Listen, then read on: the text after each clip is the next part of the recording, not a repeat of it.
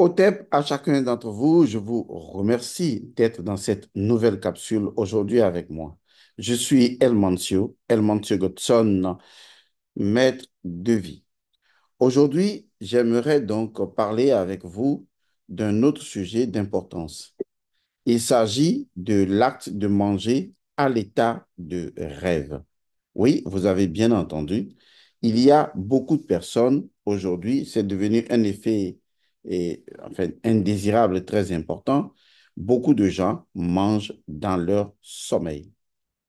Alors, je voudrais dire ici que ce acte ne concerne pas, disons, un phénomène psychologique ou à la limite psychanalytique, où on pourrait dire, oui, c'est parce qu'il n'a pas bien mangé que dans le sommeil, il a faim et il a mangé.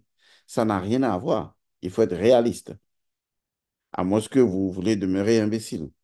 Ce qui est très important que vous devez garder à l'esprit, c'est qu'il existe vraiment des sortilèges noirs. Il existe vraiment des magies obscures qui consistent à vous faire manger à l'état de rêve, à vous ingurgiter de l'aliment à l'état de rêve, volontairement ou involontairement, bon gré, mal gré. C'est que beaucoup de personnes dorment la nuit et dans leurs rêves constatent qu'elles sont en train de manger. Il y en a même qui se réveillent le matin et qui ont leur propre main dans la bouche. C'est incroyable. Comment une telle chose est possible? Comment une telle magie existe-t-elle? Comment les gens procèdent pour orchestrer, pour manipuler, pour ériger une telle magie noire, une telle magie obscure? Lorsque nous en parlons, beaucoup de personnes en banalisent. Oui, vous banalisez, mais vous ne savez pas jusqu'à quel point cette magie a un fondement dans la tradition africaine. Pourquoi les gens s'attaquent justement, essentiellement, à l'acte de manger?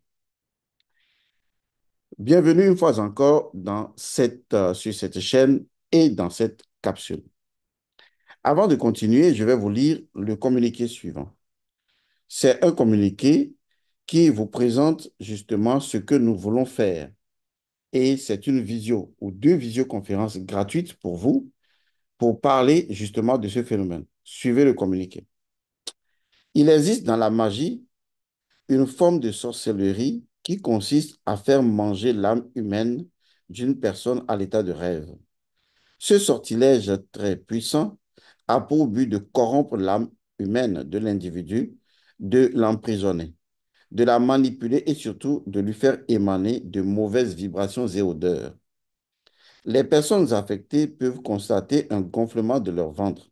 D'autres ressentent des choses qui circulent dans leur ventre et que la médecine ne parvient pas à diagnostiquer. Comment se purifier lorsque vous avez mangé à l'état de rêve? Ou comment arrêter de manger à l'état de rêve si vous êtes confronté à une telle situation? Edmond Godson, maître de vie, vous propose deux visioconférences gratuites qui auront lieu jeudi 31 octobre, donc à partir de ce soir, 31 octobre 2024, et le vendredi 1er novembre 2024 à partir de 19h GMT. Donc aujourd'hui à 19h temps universel, ce n'est pas le temps français. Il faut juste aller sur Google et taper 19h GMT et vous allez voir à quoi ça correspond dans votre région. Le thème est le suivant. Comment se purifier lorsque vous avez mangé à l'état de rêve et comment arrêter ce sortilège?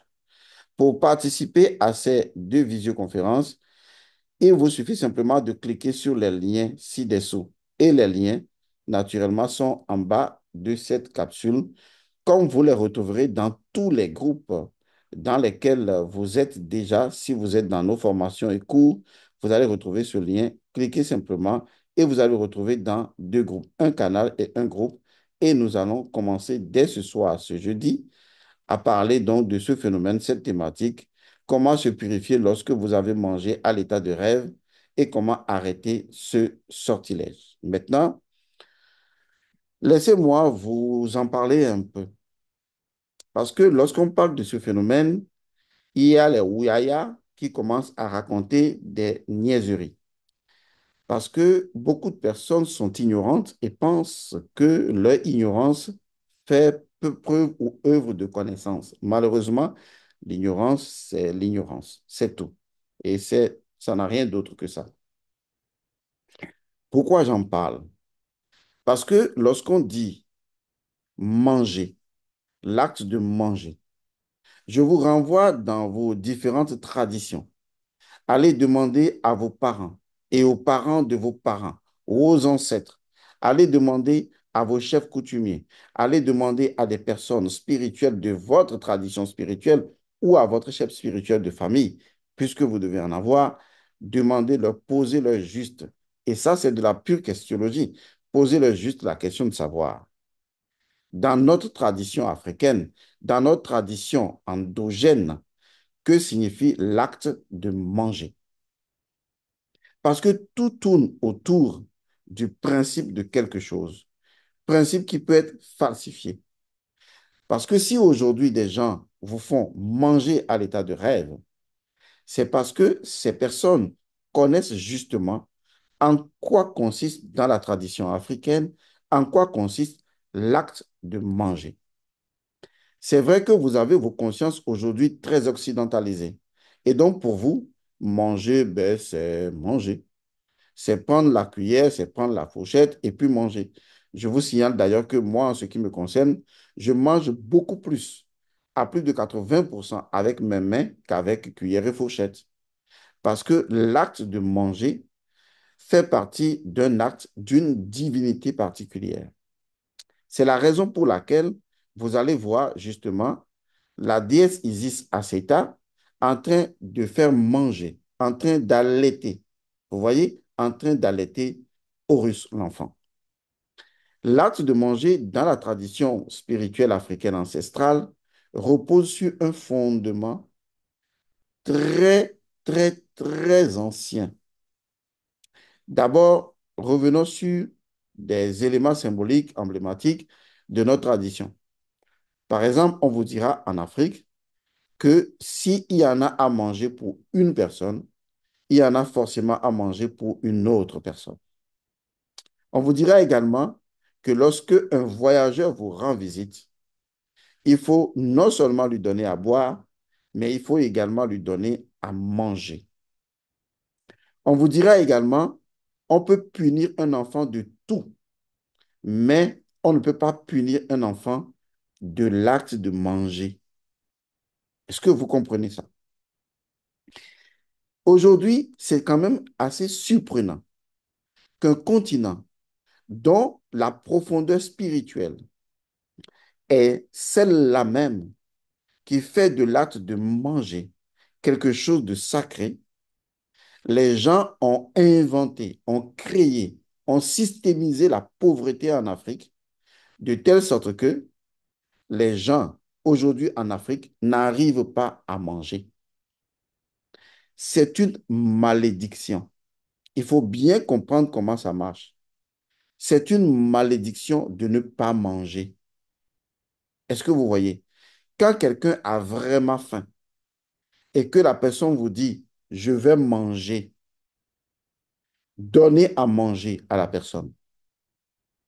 Vous ne savez pas jusqu'à quel point l'acte de manger est sacré en Afrique.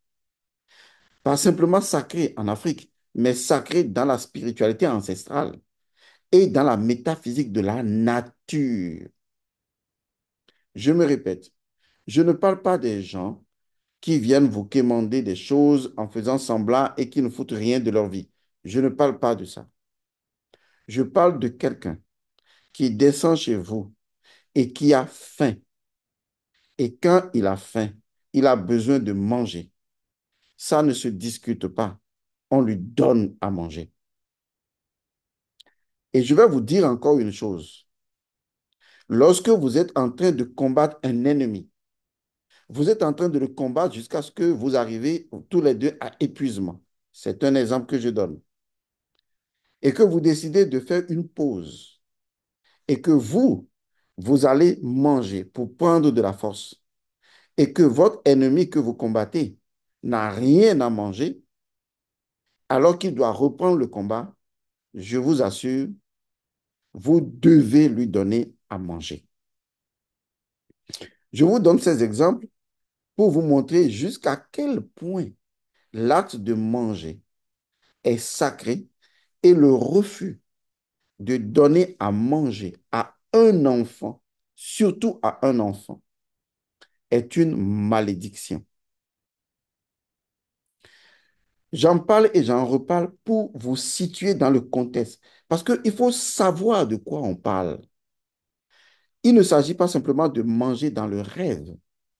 Il s'agit d'abord de l'acte de manger et à quelle symbolique l'acte de manger nous renvoie. Autrement, on ne comprendrait rien du tout. Il faut comprendre à quoi est associée la circulation de l'acte de manger dans l'organisme humain.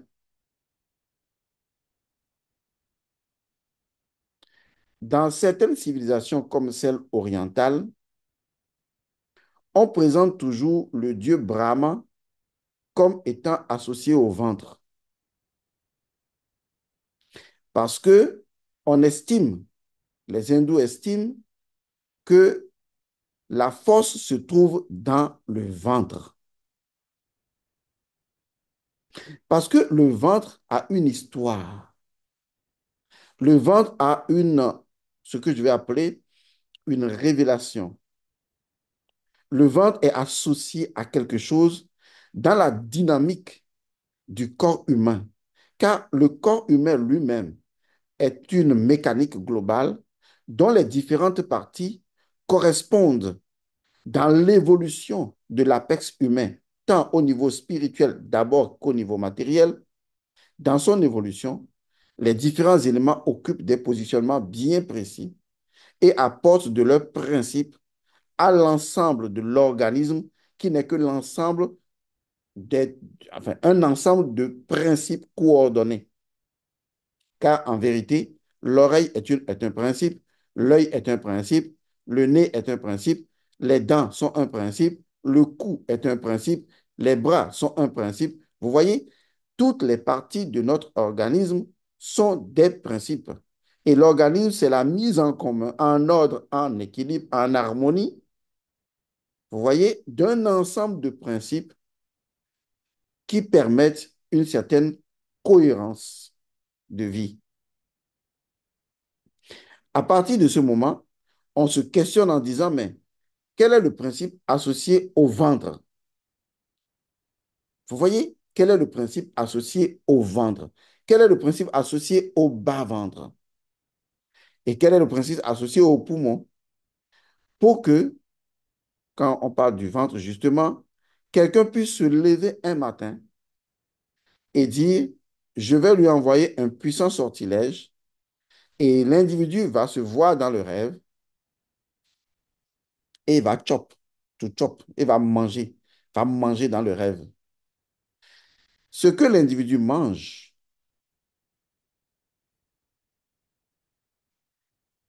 impacte directement son âme.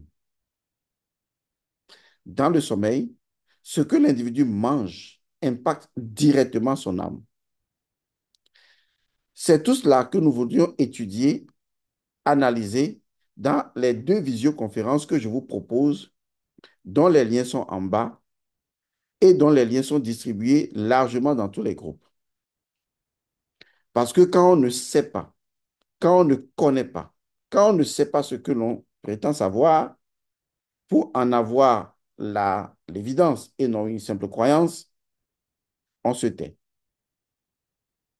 Parce que la magie opérée à un endroit précis est liée à la nature précise de l'endroit. Et l'individu qui orchestre une magie associée à l'acte de manger dans le sommeil, c'est pourquoi cette magie est exécutée, pourquoi le ventre est choisi et quels sont les impacts attendus.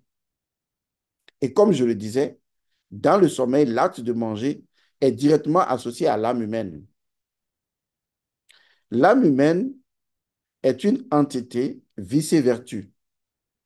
C'est pourquoi l'âme humaine peut non seulement monter vers les cieux, mais l'âme humaine descend également dans le monde matériel. Ça veut dire que l'âme humaine a une double nature. Une nature ailée, donc d'élévation, et une nature dense, donc une nature de matière. Votre âme est capable d'être le centre de combinaison de la nature de l'esprit et de la nature de la matière. Donc, votre âme est pile poil dans le nombre d'or, l'équilibre naturel entre une quantité d'esprit et une quantité de matière.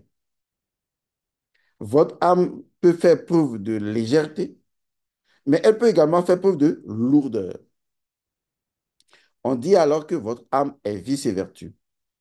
Et donc, si votre âme peut s'élever, donc se dématérialiser au fur et à mesure de son évolution, se spiritualiser, et que votre âme peut se densifier, ça veut dire que votre âme, dans le processus de densification, a besoin de se nourrir. Cela veut dire que de l'énergie est donnée à cette âme, sous une forme ou une autre. Mais cela veut surtout dire, et c'est le plus important, que votre âme, qui est capable des deux niveaux de densité, enfin des deux niveaux de vérité, à savoir la densité et l'élévation, que votre âme peut être corrompue. C'est pourquoi l'autre dira dans la Bible des chrétiens, à quoi sert-il à un homme d'avoir toutes les richesses du monde s'il perdait son âme?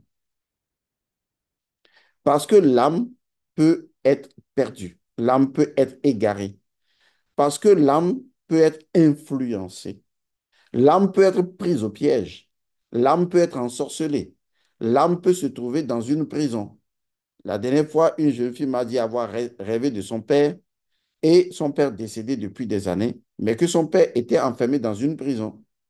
Cela arrive lorsque les individus meurent à cause de la magie noire, parce que quand les gens meurent suite à des éléments de magie noire, vous pensez dans votre ignorance que ces gens vont au ciel. Mais non, ces gens demeurent victimes de la même magie noire et sont emprisonnés dans ce qu'on appelle disons des prisons adaptées à la nature de l'âme, comme on a des prisons adaptées à la nature du corps physique.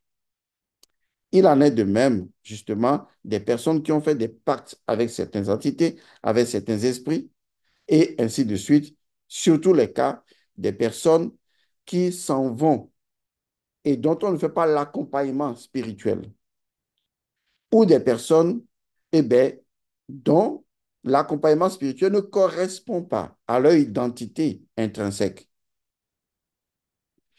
Ce sont des choses qu'il faut dénoncer. Donc, logiquement, l'âme peut être prise au piège. Dans cet état, ça veut dire qu'une personne qui maîtrise comment appeler votre âme, parce que de toute façon, vous avez un nom et un prénom. Certes, on peut trouver le nom de son âme, mais toujours est-il que l'âme étant cette entité qui fait le dynamisme du corps, c'est-à-dire moi quand je parle, c'est grâce à mon âme. Quand quelqu'un m'appelle, je réponds oui, c'est mon âme qui fait ça. Parce que c'est mon âme seule qui est une structure capable de créer le mouvement. S'il n'y a pas d'âme, il n'y a pas de mouvement. Tout ce qui se meut grâce à l'âme de la chose. Même la nature qui se meut grâce à l'âme naturelle, à l'âme de la nature. Donc, quand quelqu'un vous appelle et on vous a toujours appelé tout le temps et vous avez toujours répondu, ça veut dire que dans le sommeil, une personne peut vous appeler, peut appeler votre nom et prénom connu et donc appeler votre âme en précisant un principe bien donné. Parce que même si votre corps ne peut pas aller là où la personne vous appelle, étant donné que ce n'est pas le corps qui gère le principe de mouvement, mais que c'est l'âme qui gère le principe de mouvement, l'âme passant naturellement par le corps astral, puisque le corps astral est l'instrument même du mouvement, eh bien, l'individu va vous appeler. Il va vous appeler d'une manière, tellement d'une manière que, eh bien, vous serez là. C'est ça que je vais vous expliquer pour que vous compreniez que les gens peuvent vous appeler et vous obliger à vous déplacer et vous donner à manger comme on donne à manger à un chien. Oui, bingo, justement. Le chien est le gardien des âmes des défunts. Mais le chien est justement également le gardien des âmes de façon générale. C'est pourquoi des fois, des gens qui ont des chiens à la maison, les chiens peuvent aboyer ou les chiens meurent à leur place parce que justement, les chiens ont une nature qui leur est propre, c'est de garder les âmes. C'est pourquoi dans la tradition de l'Égypte antique, nos ancêtres, comme ils ne biaisaient jamais la symbolique et la nature et sa signification, ils savaient que c'est le chien, de façon naturelle, qui garde les esprits. C'est-à-dire, le chien, par son aboiement, vous voyez le son du chien, par son aboiement, wouh, wouh, wouh, que le chien fait, est lié à une identité intrinsèque du chien, qui fait que dès que le chien est positionné quelque part, qu'il aboie, que son énergie géométrique est représentée, eh bien, cela s'oppose à un certain nombre d'événements spirituels. Les ancêtres le savaient. C'est pourquoi ils ont dit que le gardien des morts, c'est un chien. Et donc, on a positionné le chien, enfin, c'est un exemple comment on appelle, parce que les ancêtres ont tendance à styliser les animaux et à leur donner des contours assez spécifiques pour, comment je vais dire, les diviniser. Vous voyez, styliser un animal comme le canidé 7, c'est le diviniser d'une certaine manière. Et donc, logiquement, les chiens sont les gardiens des cimetières. Et d'ailleurs, la plupart des gardiens du cimetière se promènent toujours avec un chien. Cela a une signification parce que lui-même doit éviter un jour d'être attaqué. Et donc, le chien le protège. C'est très symbolique, cela. C'est pourquoi il ne faut pas confondre les choses. C'est pour vous dire que lorsque l'âme est appelée, vous voyez, on peut l'appeler sans que son corps ne bouge. Et c'est ainsi qu'on vous appelle pour vous donner à manger. C'est comme en sorcellerie. Dans la sorcellerie négative, la tante qui a la sorcellerie, qui veut la passer à une autre personne, qu'est-ce qu'elle fait? Elle va dans le monde de la sorcellerie, qui est le monde astral également. Elle va à l'instance ou au sabbat des sorciers. Elle va prendre quelque chose de ce monde-là qui est mélangé avec du sang. Je dis bien qui est mélangé avec du sang. Souvent, il y a toujours une reine supérieure parce que ce n'est pas, dans la sorcellerie, ce n'est pas les hommes qui sont supérieurs, c'est les femmes. Donc, il y a une reine supérieure dont le sang a la nature de produire d'autres types de sorciers. Donc, on va mélanger ceci avec le sang de cette reine ou de la personne elle-même et la personne va transporter la chose du monde astral vers le monde physique. Et lorsque la tante là, elle veut donner la sorcellerie à un enfant de 8 ans, par exemple, elle dit, ah, ma fille, viens, j'ai fait du haricot là, viens manger. Et elle met ça dans le haricot, comme du haricot. Et c'est tout. Ou bien, il y a une autre possibilité, c'est justement de faire manger la personne à l'état de rêve et de lui donner également de la sorcellerie. Donc, manger à l'état de rêve peut attirer plusieurs inconvénients. Et on a parlé dans le communiqué de comment ça peut dégager des odeurs nauséabondes. Votre aura sera nauséabonde. Les gens vous sentiront mal. Les choses seront bloquées parce que vous avez besoin de la nourriture pour une bonne circulation de votre cas.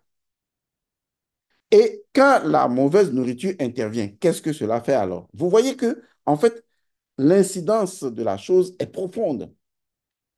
Quand les gens ne comprennent pas ce que signifie l'acte de manger, eh bien, ils ne comprennent pas la gravité de cette situation.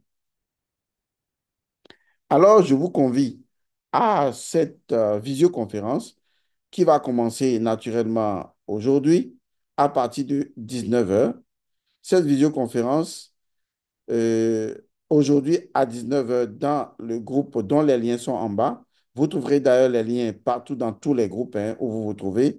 On en a distribué suffisamment et vous verrez que vous allez être émerveillé de cette nouvelle rencontre.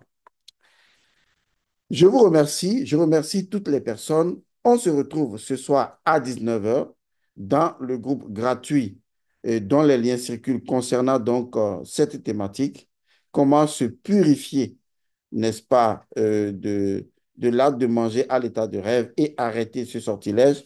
On va en parler parce que trop, c'est trop. Les gens me dérangent énormément pour dire oui, franchement, on ne comprend pas, on mange à l'état de rêve, etc., etc. Il faut qu'on arrête le phénomène et vous allez l'arrêter. Je vous le garantis.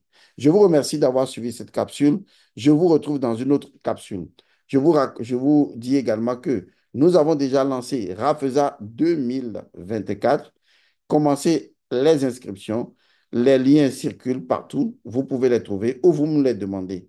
Si vous voulez certifier si telle conférence ou autre est de notre fait, eh bien, vous avez le numéro direct de Elman Godson, qui est son numéro WhatsApp. C'est plus 228 99 99 93 93, plus 228 99 99 93 93.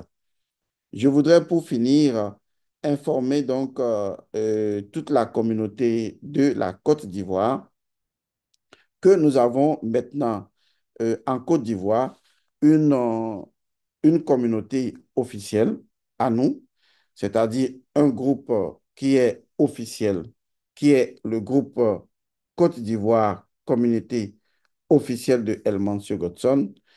Euh, L'ancien groupe n'est pas notre groupe ou n'est plus notre groupe, en fait, parce que il y a des choses que nous allons pouvoir clarifier. Et donc, vous verrez que vous vous retrouvez dans un groupe bien précis qui est appelé le groupe officiel.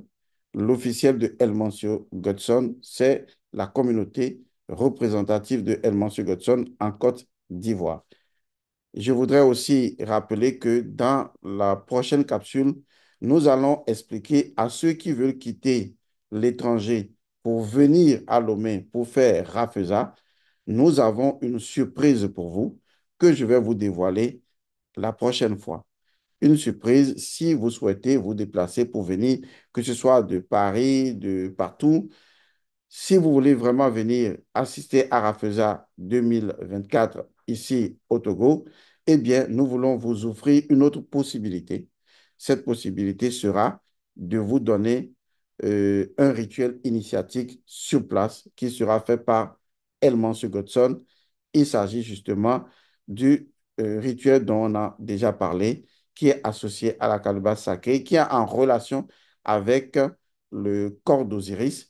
Ce rituel est exécuté par Elmansu Godson, mais les détails vous seront donnés. Si vous souhaitez venir, ce sera quelque chose que nous allons vous faire et les conditions pour y accéder, on vous les donnera bientôt. Ne vous en faites pas. Je vous remercie d'avoir suivi cette capsule. Paix et bénédiction à vous. Merci.